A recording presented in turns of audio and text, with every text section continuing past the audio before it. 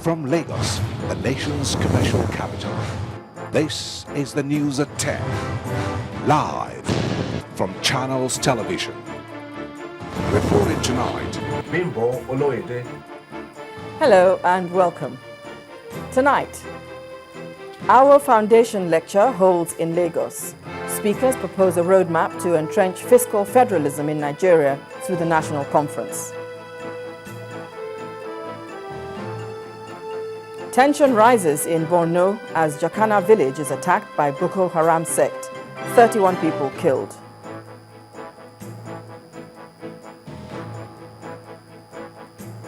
The presidency announces the sack of FAN Managing Director George Uresi and 4 other heads of parastatals in the aviation sector.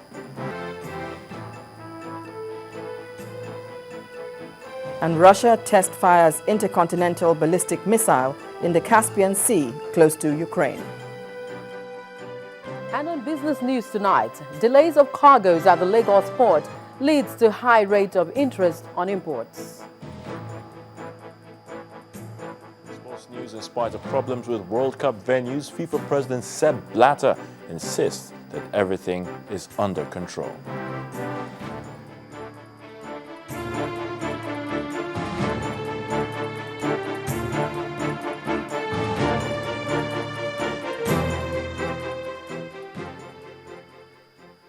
Speakers at the Obafemi Awolowo Foundation lecture, which is ongoing in Lagos State, are asking for true federalism as proposed by foremost politician and former premier of the Western region, the late Chief Obafemi Awolowo.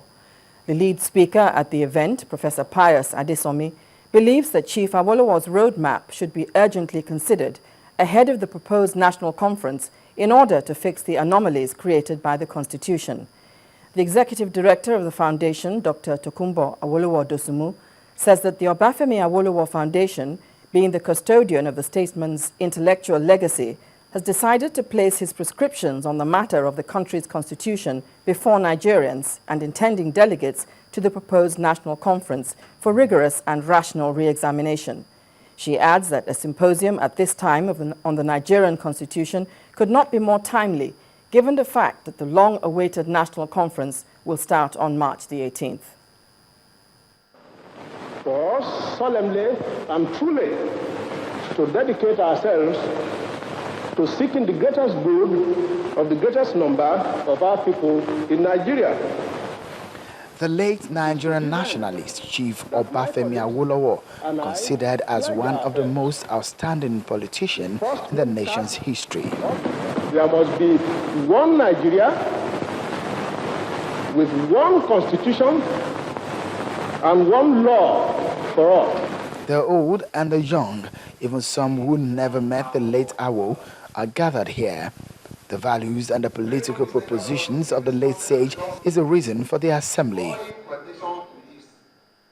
The focus of the discussion here is Nigeria's development, with particular attention on the constitution and the ideologies of the late Obafemi Awolowo. Then the lead speaker takes to the podium. The atmosphere clearly shows is an opportunity to bring to the fore those ideologies of Obafemi Awolowo, especially on the issues of fiscal federalism. Apart from true federalism and its associated advantages, the minority question constitutes another significant signpost on the Awo road to constitution making.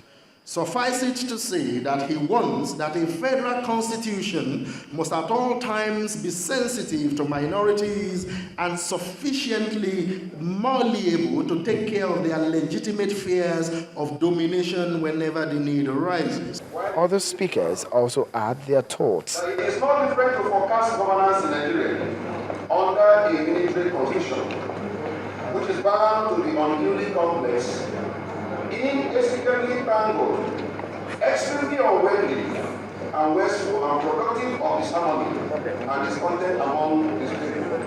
Vision creates destination, images of a destination. When Obafemi Awolowo inherited in Nigeria, it was a great one with a bleak future. It was by the power of vision that light came out of that darkness. So why are you shouting when you see darkness all around you? I am asking you to challenge your vision and let light come forth. There is no nation anywhere, that's where Nigeria comes in, There is no nation with the capacity to take a black man out of the world outside Nigeria. In a matter of days, the national conference will kick off.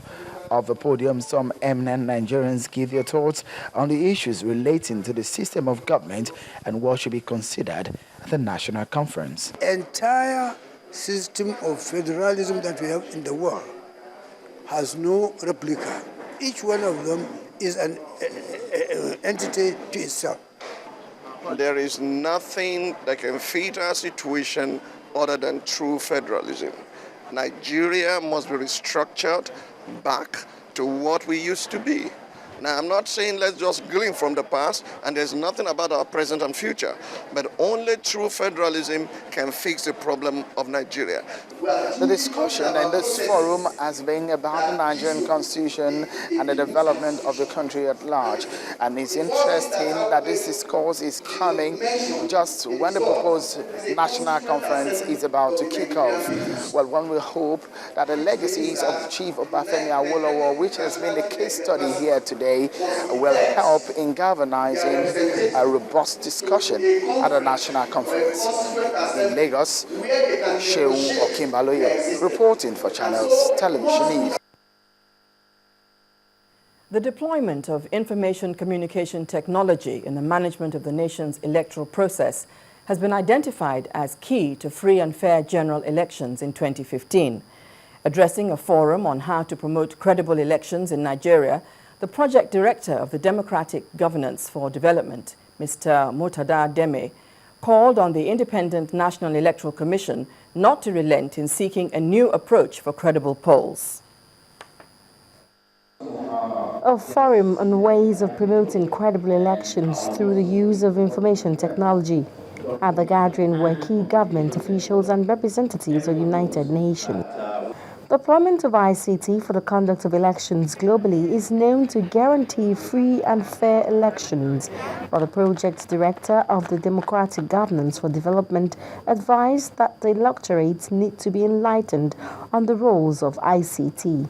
The role of ICT in elections should be to provide more universal and equal suffrage, to ensure the secrecy of the vote, and to accurately and credibly determine the will of the people.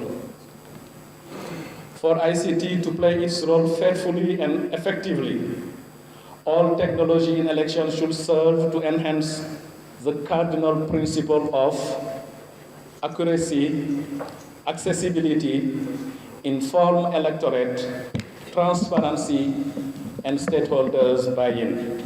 The deployment of information communication gadgets for previous elections in the country may have yielded positive results for voter registration, education, and election monitoring. But some experts caution that the introduction of ICT into any aspect of election management should be a gradual process. It is not, however, unmindful of the fact that mere technology introduction does not automatically translate into trust of the electoral process.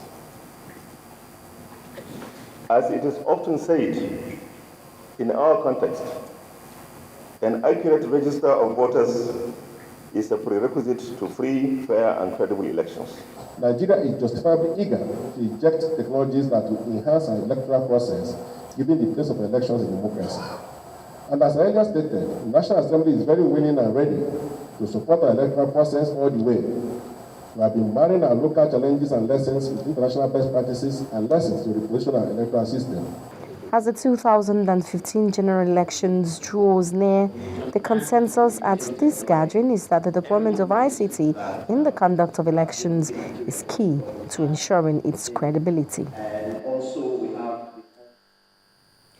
Ahead of the unveiling of the manifesto of the All Progressive Congress, the interim National Publicity Secretary of the party, Alhaji Lai Mohammed, has been speaking on how the party decided on the document. Addressing a media briefing in Abuja, Alhaji Mohammed explained that from the self-commissioned public opinion poll, the party identified unemployment, corruption and security as the major challenges Nigerians want government to address. He added that the party is drawing up a strategy to address these issues raised by Nigerians in the opinion poll.